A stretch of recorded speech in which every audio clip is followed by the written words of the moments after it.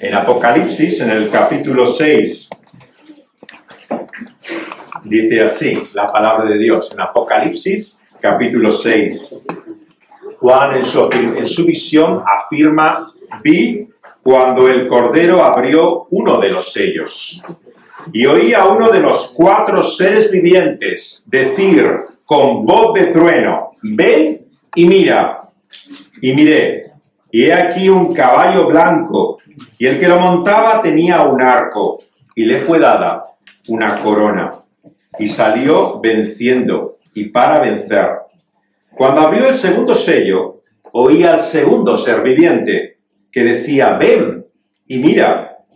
Y salió otro caballo, bermejo, y al que lo montaba le fue dado poder de quitar de la tierra la paz, y que se matasen los unos a los otros, y se le dio una gran espada. Cuando abrió el tercer sello, oí al tercer ser viviente, que decía: ven y mira. Y miré, y he aquí un caballo negro, y el que lo montaba tenía una balanza en la mano, y oí una voz de en medio de los 4 seres vivientes que decía: 2 libras de trigo por un denario, y 6 libras de cebada por un denario, pero no dañes el aceite ni el vino. Cuando abrió el cuarto sello, oí la voz del cuarto ser viviente que decía: ven y mira.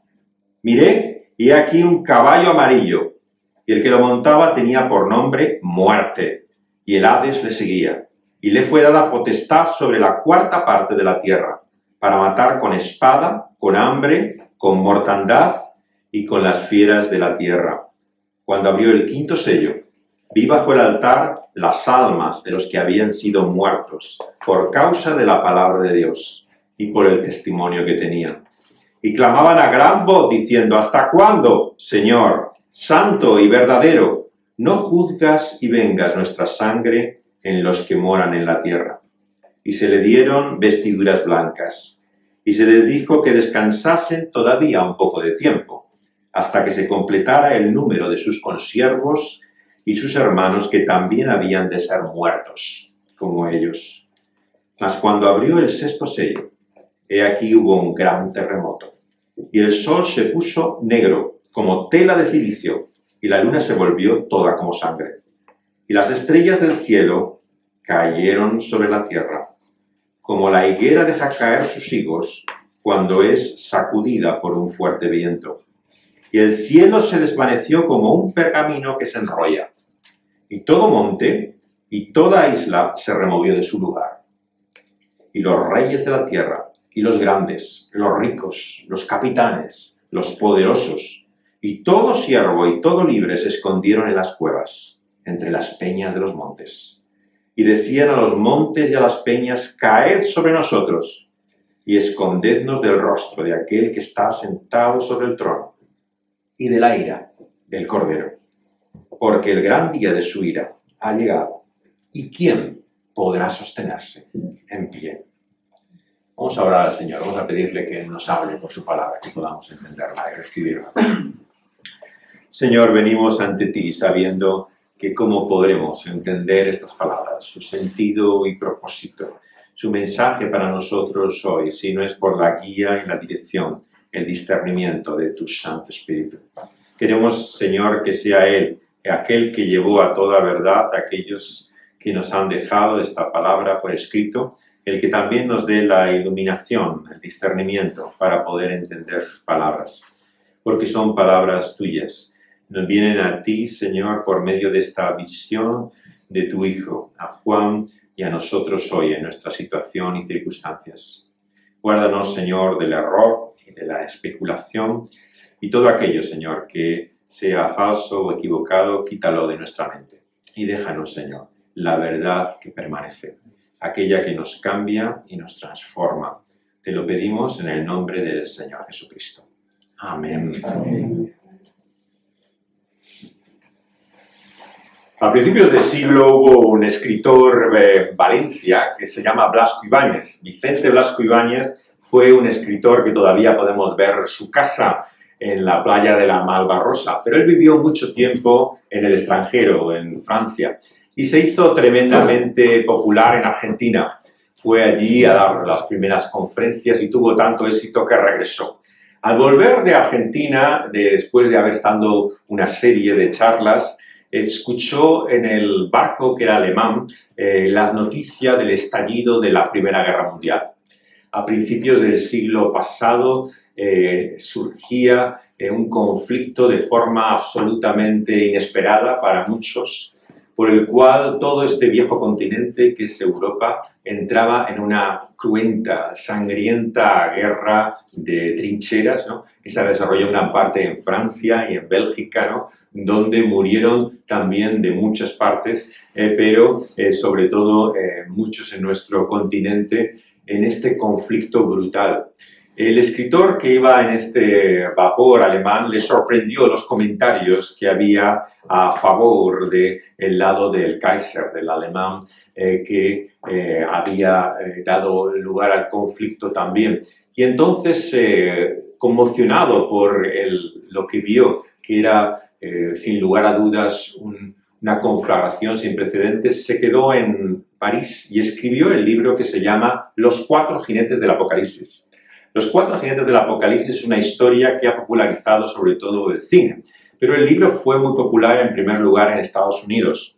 Se hizo una traducción, una norteamericana, lo tradujo en los años 20 en Estados Unidos y solamente en los primeros meses se vendieron miles y miles y miles de ejemplares del libro.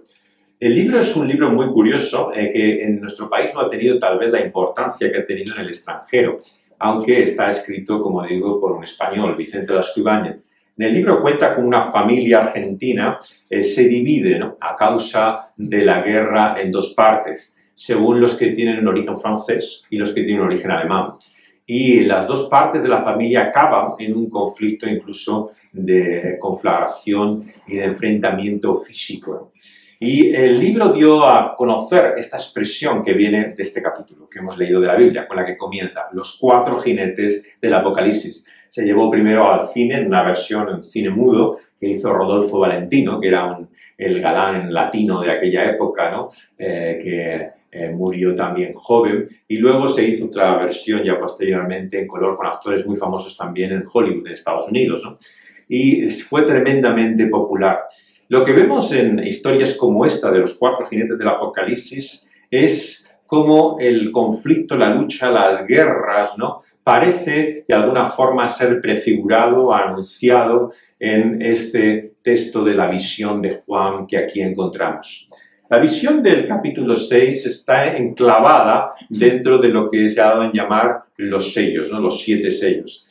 Estos son, de hecho, los primeros 6 sellos y luego queda, como sabemos, el 7º sello que ha dado lugar también a más películas y a más historias. Pero hoy vamos a hablar de estos primeros sellos de los cuales habla en el capítulo 6 y que comienza, ¿no?, también con esta descripción de los cuatro jinetes del Apocalipsis. Pero vamos a verlo en su contexto, como la palabra de Dios nos muestra. En este mundo, en esta vida, hay sufrimiento, hay guerras, hay calamidades terribles. Y el hombre no cesará nunca de preguntarse por qué. ¿Por qué? Desde luego, es algo natural en el ser humano el preguntarse por qué existen todos esos conflictos, ¿no?, y angustia. El apóstol Santiago nos dice de dónde vienen las guerras, ¿no? Vienen de la guerra y conflicto que hay en nuestro propio corazón. El ser humano está lejos de ser esa criatura bondadosa, amable y llena de buenas intenciones con las que tantas veces se presenta. El ser humano se idealizó a lo largo del siglo XVIII con la Ilustración y se pensó de él que era un ser bueno, naturalmente bueno, en su esencia, ¿no? Y surge ese dogma casi considerado indiscutible de la modernidad, que es la bondad natural del hombre. Según esa idea, lo último que podemos decir del ser humano es que no es bueno. Y, por lo tanto, cuando se considera la realidad de lo que pasa en el mundo, ¿no?, nos enfrentamos a unas evidencias que contradicen lo que es el dogma, la creencia, la filosofía, ¿no?, de gran parte de la modernidad. ¿Por qué? Porque surgió en el mito del progreso. La idea de que la sociedad iba a mejorar y que en el siglo XIX se pensaba que igual que se extendía la civilización por todo el mundo conocido, la técnica se desarrollaba, ¿no? Se iba a llegar a una sociedad cada vez mejor y los seres humanos iban a convivir en esa armonía, fraternidad, que 2 guerras mundiales, como sabemos, a comienzos del siglo XX, va a destruir de fondo. Y la palabra de Dios nos muestra aquí la realidad de cómo le es enseñada a Juan en esta visión la realidad de lo que va a ocurrir. Dice que el Cordero abrió uno de los sellos. El Cordero es aquel que Juan ha visto que está sentado en el trono. La gran sorpresa, claro, de la visión de Juan es que el que reina, el que gobierna, el que está en el trono, es un cordero. Un cordero entonces, como ahora, es un animal apacible, pacífico, que no se resiste, ¿no? Es alguien que difícilmente relacionamos con la fuerza, con el poder, con todo lo que significa la potencia, ¿no? Sin embargo, lo que Juan nos muestra es que el que gobierna el universo es el crucificado, que es ese Cordero de Dios que nos anuncia el otro Juan, el Bautista, al comienzo del Evangelio.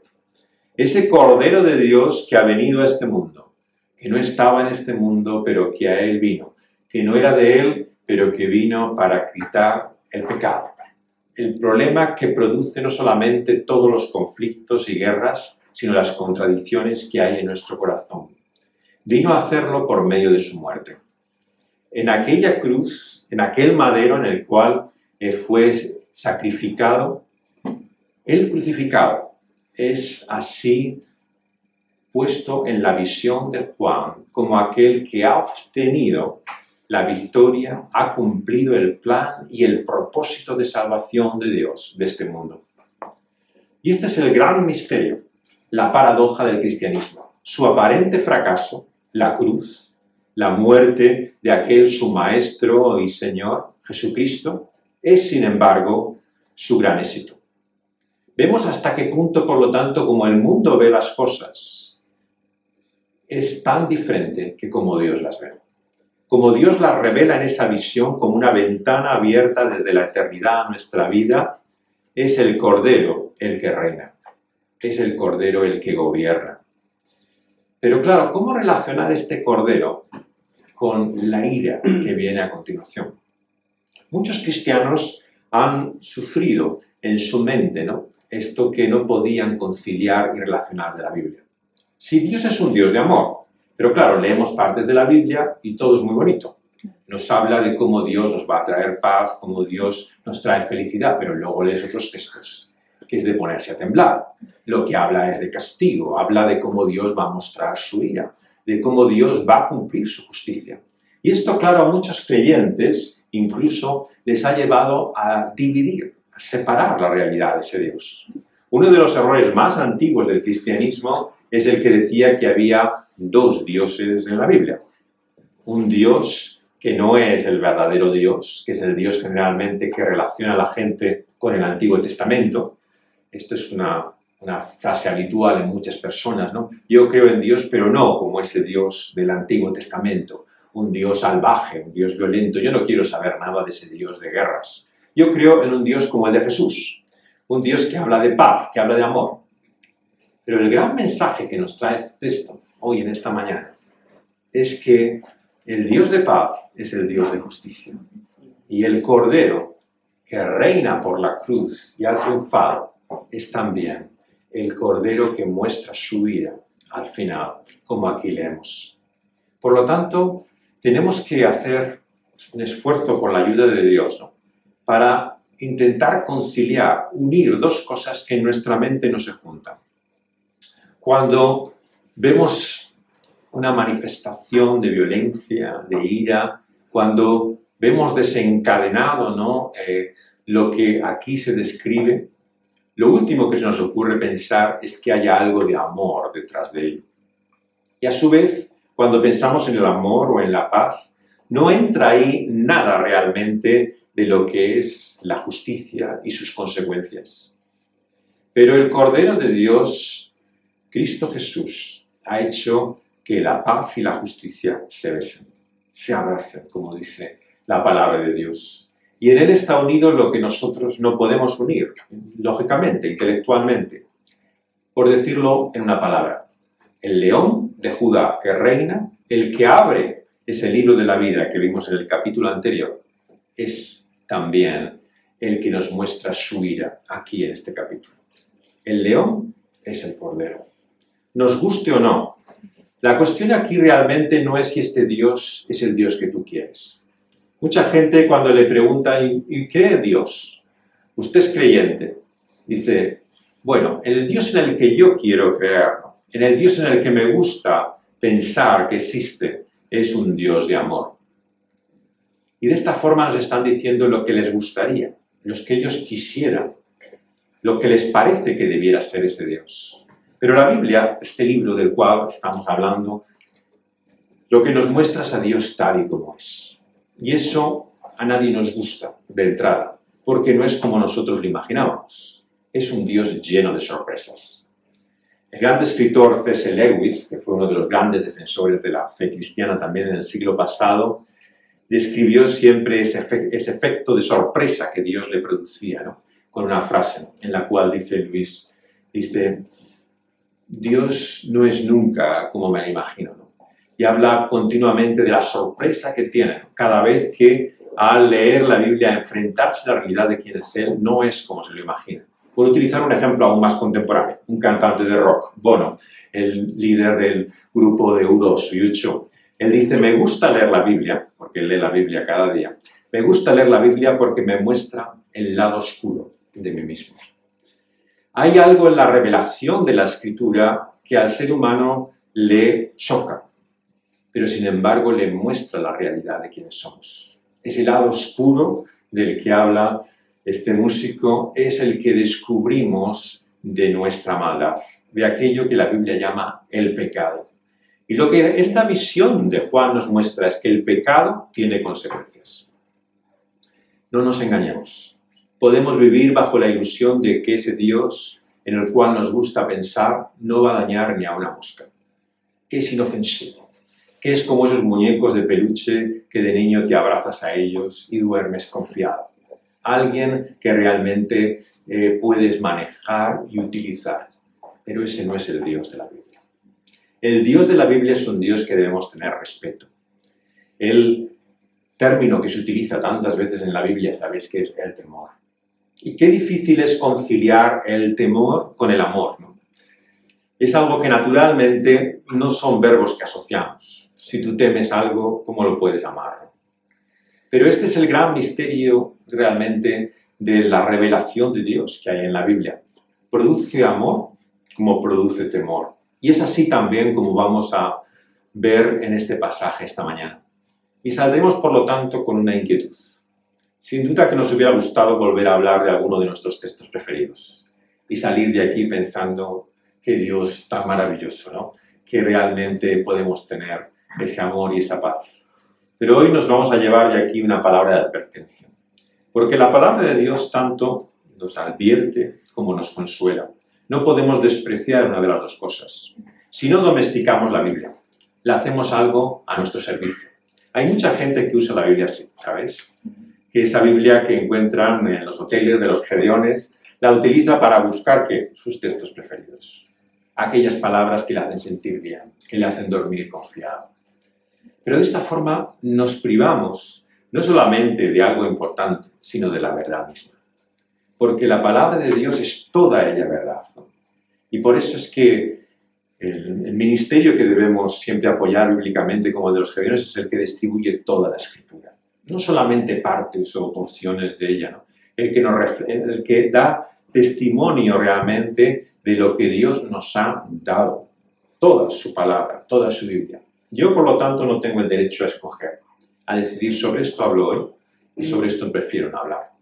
Y dejar partes de la Biblia y sobre esto no quiero predicar. Vamos a hablar de algo que sea más de ánimo para nosotros. ¿Quién soy yo para decir lo que es de ánimo para nosotros? En esta iglesia, como en muchas, predicamos toda la Biblia. Leemos libros de los libros de la Biblia y nos ponemos bajo la influencia de la Escritura. diga lo que diga, nos guste o no nos guste. Y lo que nos dice aquí ciertamente parecen malas noticias. Así, uno de los 4 seres oyó como con voz de trueno cuando le dice, ven y mira. Y mira y ve un caballo blanco, y el que lo montaba tenía un arco, y le fue dada una corona, y salió venciendo para vencer. Y cuando abrió el segundo, vio otro caballo, que era rojo, bermejo, y el que lo montaba le fue dado el poder de quitar la paz, y de que se mataran unos a otros.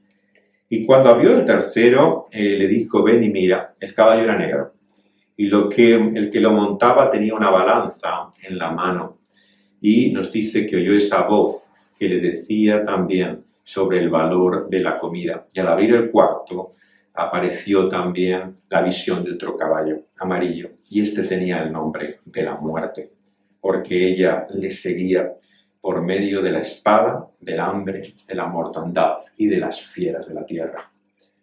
¿Cuál es la imagen que aquí nos dan los 4 jinetes del Apocalipsis? Es una imagen de destrucción, de muerte. Pero no todos los cristianos lo han visto así. Hay muchos que leemos que nos dicen que el primer caballo, el caballo del blanco, que tiene que expresar, por lo tanto, la santidad, la verdad, la justicia, es Cristo, su jinete. Y que lo que hace es, por medio de su triunfo, llevar la extensión del Evangelio a todo el mundo. Pero claro, ¿cómo poner a Cristo al lado de los otros 3 jinetes, ¿no? O sea, realmente no te encaja toda la historia. O sea, si realmente Cristo y el poder del Evangelio, el que aquí se habla, ¿cómo lo que viene a continuación es, por un lado, hambre, necesidad, ¿no? Muerte y destrucción, finalmente? Realmente el cuadro por el cual se nos presenta aquí algo más positivo de entrada, ¿no? Una visión de triunfo de Cristo, es más lo que desearíamos ver en ese jinete que lo que realmente nos muestra. No podemos tener la seguridad de identificar a qué representan estos jinetes o caballos, ¿no? Pero ciertamente que muchas veces nuestra interpretación está condicionada por lo que nos gustaría que dijera, ¿no? Que fuera esa visión que aquí se encuentra.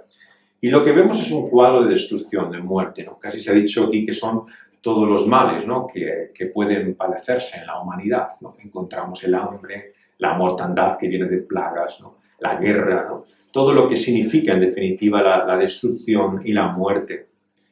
Y lo que aquí se presenta, por lo tanto, es un cuadro terrible.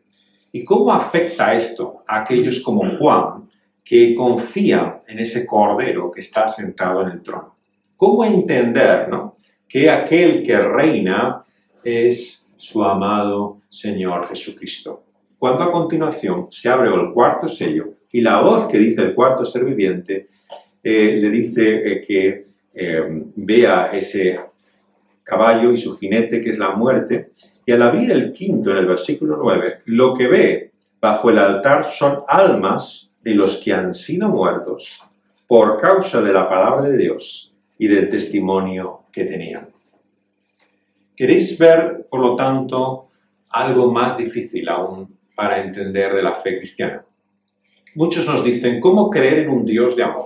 En un Dios bueno que permite que haya muerte, hambre, enfermedad y destrucción en el mundo. Pero yo os digo aún algo más difícil de entender y de aceptar. ¿Cómo creer que ese Dios que permite que esto ocurra, permite incluso que sus propios hijos ya no solo sufran, sino mueran a causa de su amado Hijo Jesucristo? ¿Cómo poder comprender un Dios de amor que permite que sus hijos padezcan? Que es incluso, no nos engañemos, este es el cuadro que da Apocalipsis 6, en cierta forma responsable de lo que está ahí ocurriendo. Muchos pretenden decir que aquí lo que se ve es simplemente el poder del mal, suelto. Pero es que ¿acaso Dios no tiene nada que ver con la fuerza del mal? El cuadro de Apocalipsis es un cuadro de la soberanía de Dios. Él gobierna, Él reina. El mal no es autónomo. El mal está sujeto también a Él. ¿Cómo poder creer entonces en un Dios que permite que los suyos sufran?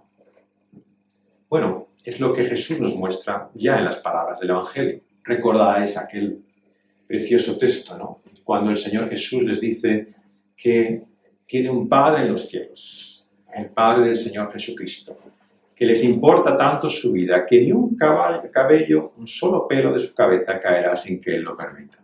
Valen más que cualquier pájaro realmente que está en los cielos o que cae muerto. Para Él son preciosos. Y a continuación, ¿qué es lo que dice? En el mismo texto, exactamente un versículo después. Y os perseguirán y harán incluso que moráis, creyendo que hacen un servicio a Dios. ¿Dónde está el cuidado de Dios? ¿Dónde está su providencia cuando anuncia a continuación su persecución e incluso su muerte? La pregunta, por lo tanto, que surge de aquellos que están delante del trono no puede ser más lógica, más natural. Nos dice en el versículo 10 que preguntaban: ¿hasta cuándo, Señor? ¿Hasta cuándo, Señor santo y verdadero, no juzgas y vengas nuestra sangre en los que moran en la tierra? La pregunta de ellos es natural, tan natural que a algunos les ofende. Y bueno, está bien preguntar hasta cuándo, pero decir hasta cuándo no destruyes a nuestros enemigos, eso no suena muy cristiano, ¿no? Si Jesús en la cruz decía, perdónalos que no saben lo que hacen, estos que han aprendido de su maestro, de su Señor, que lo que dicen es hasta cuándo vas a esperar hasta acabar con ellos. Esto es lo que están pidiendo. Por lo tanto, vemos que la lógica, ¿no?, que nos presenta aquí la Escritura choca con nuestra lógica, ¿no? Es la justicia, ¿no?, cumplida, en este caso, la que trae el consuelo, la que trae la paz a estas almas angustiadas. ¿Por qué? Porque en la mente de Dios, en el ser de Dios, no hay paz sin justicia. Pero eso lo puede entender todo aquel que la padece de primera mano. Claro, es muy bonito decir a los mártires, ¿no?, consolaos simplemente, ¿no?, con que habéis muerto por causa del Señor Jesucristo. ¿Y dónde está la justicia? ¿Dónde está la justicia para aquellos que de esa forma han dispuesto de sus vidas tan cruel y brutalmente, como si tuvieran el poder en sus manos? Es muy fácil, ¿no?, hablar de eso cuando uno no lo padece, cuando uno es objeto de violencia por parte de otra persona, cuando de una forma cruel y brutal es tratado. No es completamente natural, pero incluso necesario que la persona se pregunte, ¿dónde está la justicia? La palabra de Dios, por lo tanto, nos muestra que el mal está ahí. Y ni Dios ni sus siervos tenemos que ser indiferentes a él. Hemos vivido durante mucho tiempo con un cristianismo color rosado, que nos hace ver las cosas maravillosas como nos gustaría que fueran. Pero la palabra de Dios, la revelación de Apocalipsis nos muestra, esta es la vida. Y la realidad es que Dios no es indiferente a ella. Dios mostrará su justicia. Y el clamor, por lo tanto, de su pueblo ha de ser que su justicia venga. Cada vez que, como Él nos enseñó a orar, decimos, venga tu reino, le pedimos que su justicia se cumpla. El pueblo de Dios, por lo tanto, tendría que ser el primero preocupado por la justicia. Muchos se enfrentan el amor a la justicia. Sí, hay que amar y perdonar a aquel que hace todo tipo de brutalidades. Sí, por supuesto que hay que amarlas, pero eso no está en contradicción con que tiene que haber justicia. Hay muchos que ingenuamente piensan que la respuesta ante el crimen, ante la violencia, ante todo lo que se hace en este mundo, ¿no?, que realmente está mal, ha de ser simplemente amor, misericordia, y se olvidan de la justicia de Dios. La palabra de Dios nos muestra que Él no se ha olvidado de su justicia. ¿Y sabéis por qué? Porque entregó a su propio Hijo por ella. Es porque el Hijo de Dios sufrió en la cruz del Calvario el castigo que nosotros merecíamos, que sabemos que desde luego lo que no podemos decir de Dios es que Dios va a pasar por alto su justicia.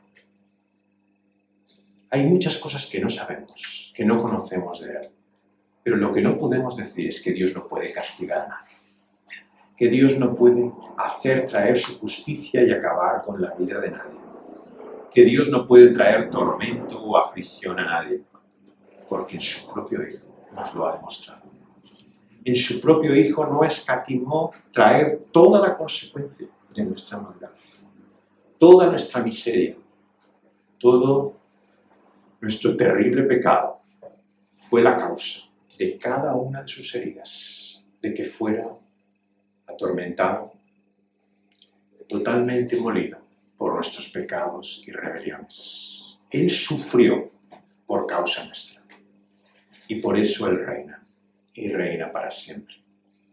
Y Él nos muestra, por lo tanto, que ese Dios de amor que nos ha mostrado en Cristo Jesús, el perdón por el cual podemos ser libres de las consecuencias de nuestro pecado eternamente, es también Él mismo que mostrará su ira y su justicia.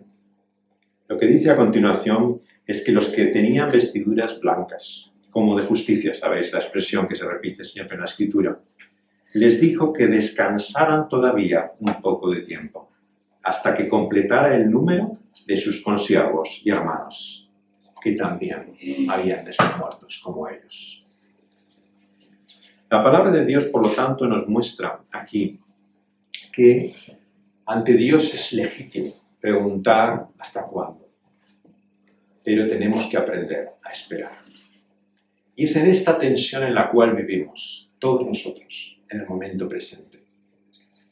Es no solamente natural, sino necesario que el mal nos afecte. Que realmente cuando escuchamos las noticias, cuando vemos el dolor, el sufrimiento, la muerte, seamos conmocionados por ello. Y le preguntemos al Señor, ¿hasta cuándo? Los salmos están llenos de ese tipo de preguntas. No hay nada que sea realmente poco espiritual en él, como algunos dicen, poco cristiano, como si algo que no fuera digno del Hijo de Dios. Puedes ir al Señor en tu oración y preguntarle hasta cuándo. Puedes mostrarte al Señor tal y como es. No tienes que aparentar realmente que nada te importa.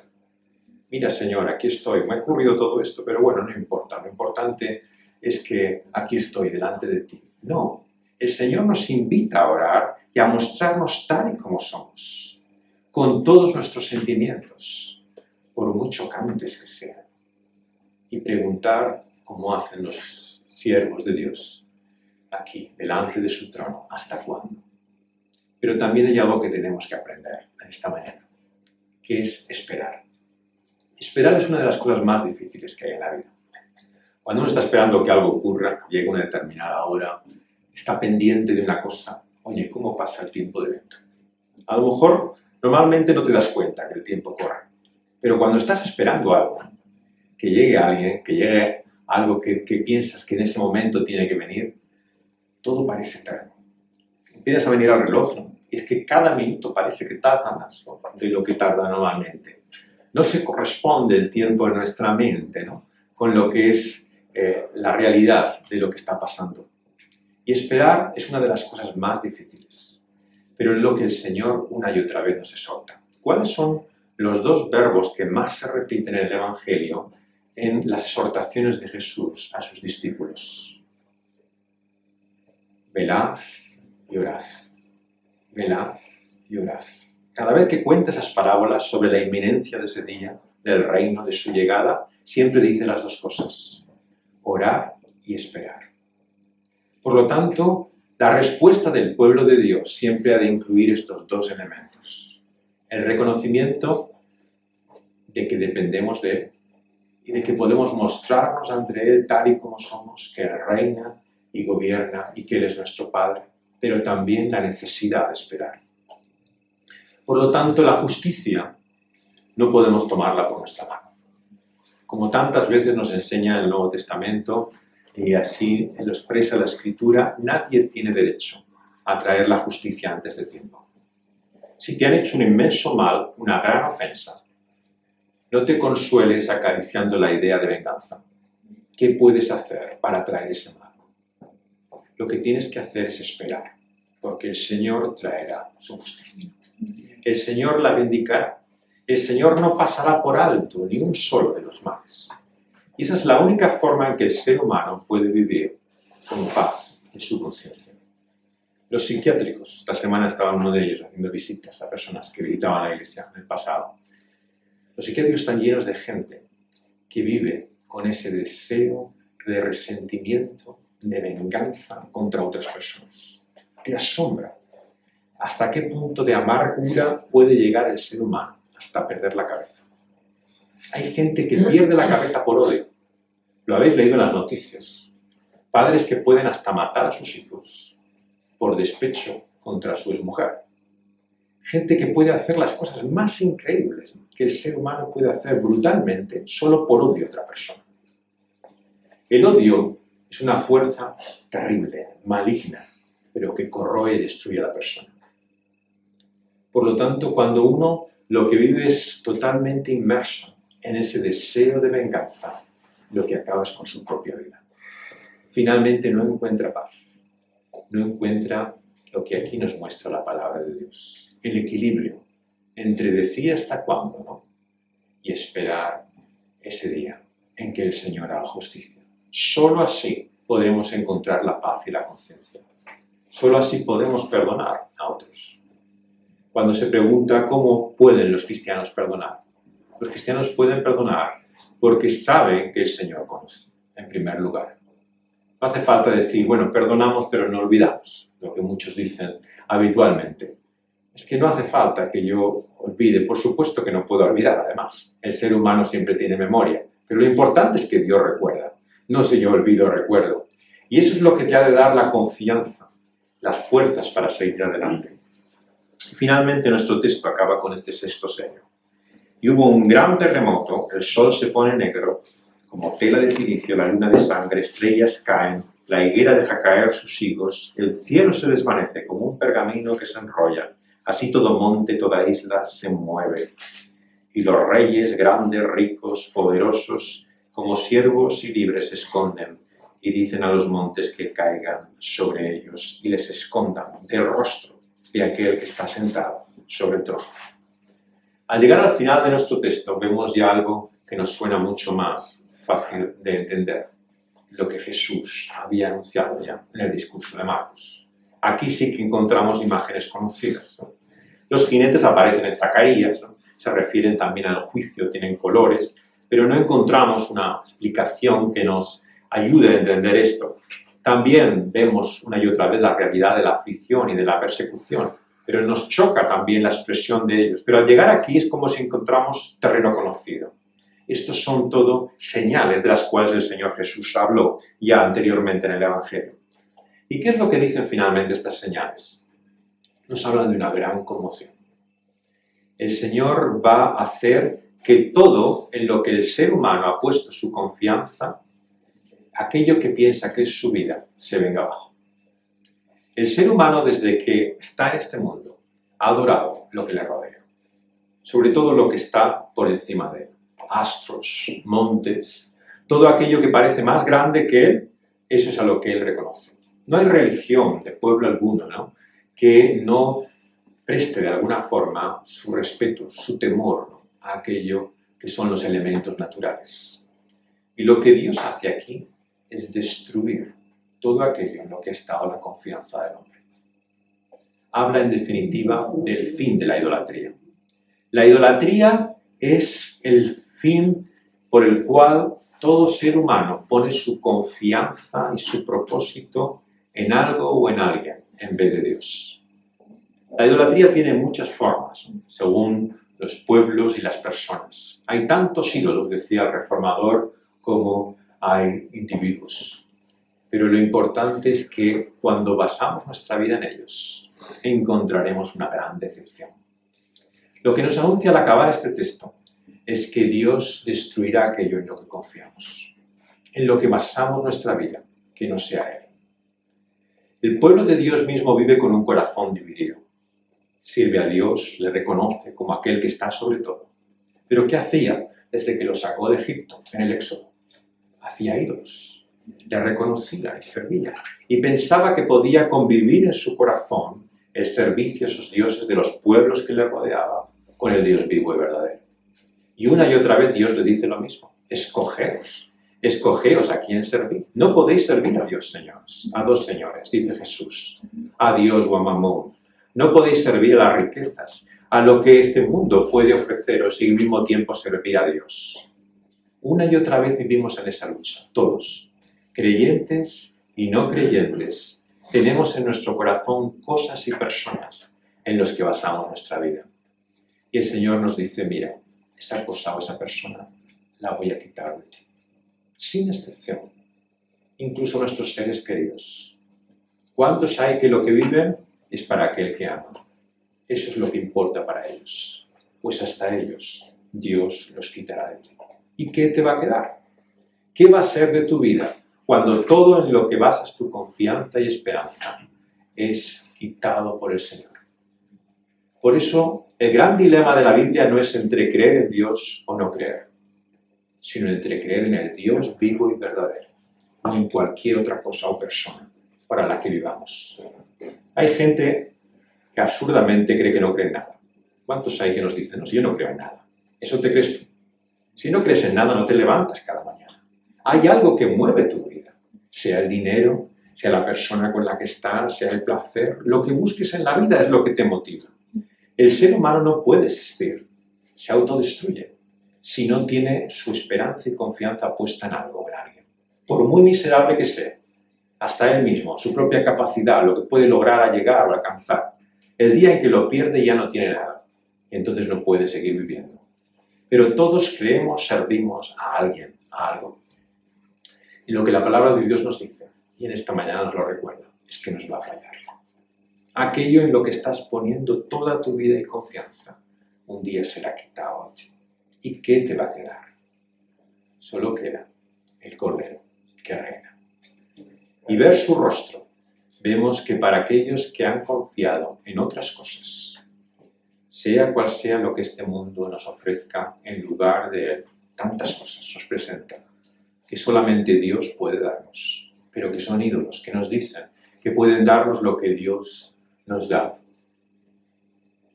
Y de aquí nos muestra que solamente ese Cordero y su rostro nos enfrentaremos aquel día. Y aquellos que estaban en aquel momento, por no ver su rostro, pedían a los montes que cayeran sobre ellos, que les escondieran y ocultaran.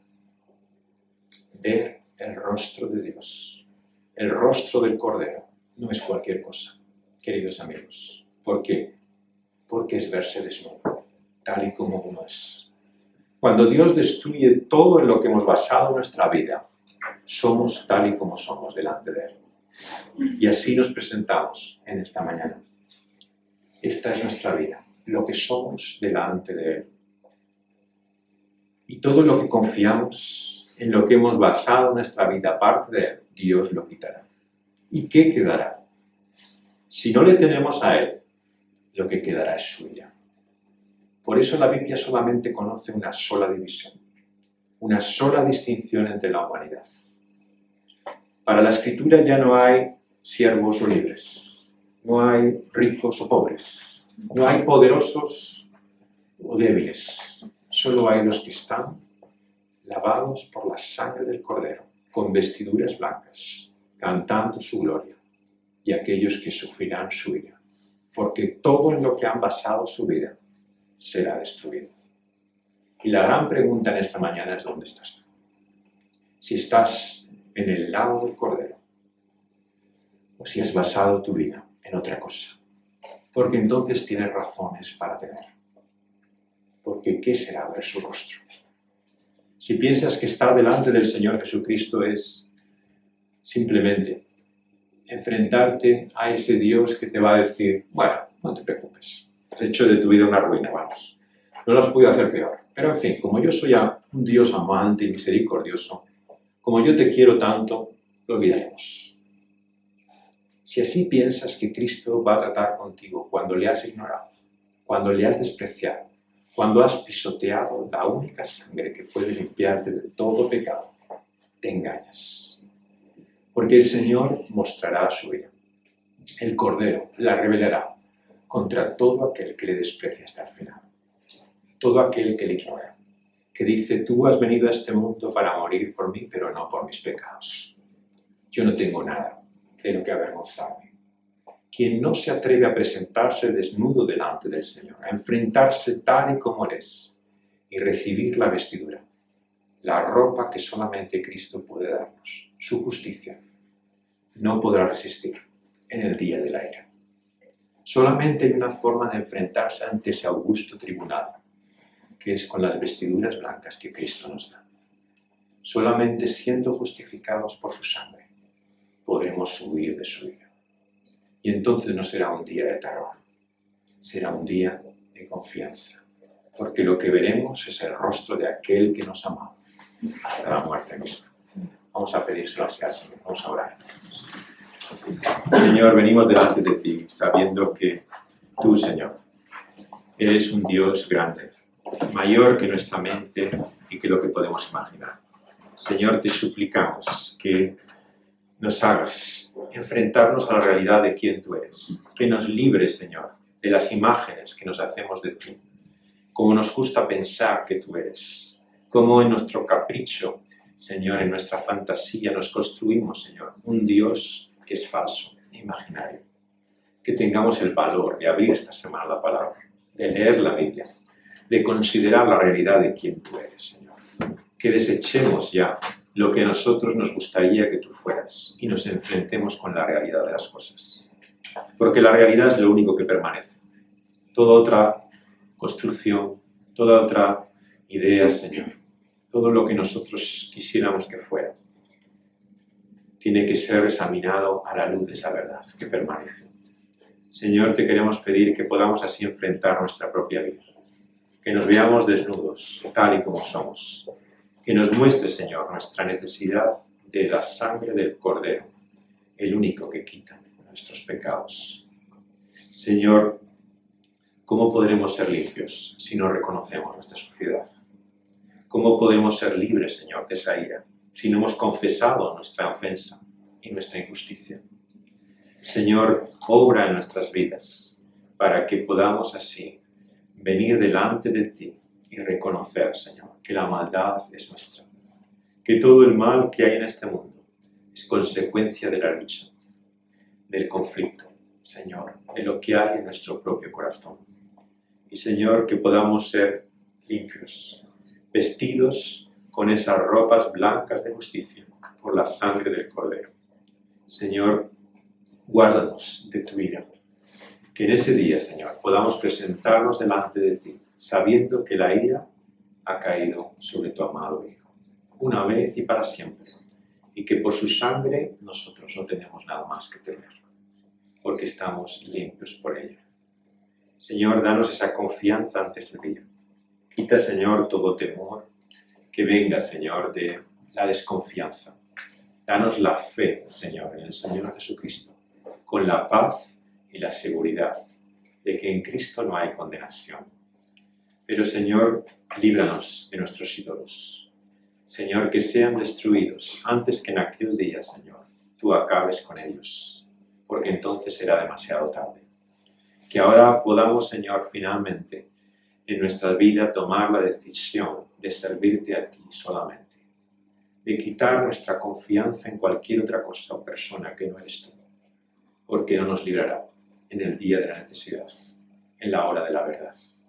Señor, danos esa voluntad, danos esas fuerzas, Señor, para poder así reconocerte y servirte solamente a ti, por tu Hijo Jesucristo. Amén. Amén. Y ahora que ese amor de Dios, que esa gracia del Señor Jesucristo esté con nosotros, ahora y siempre. Amén.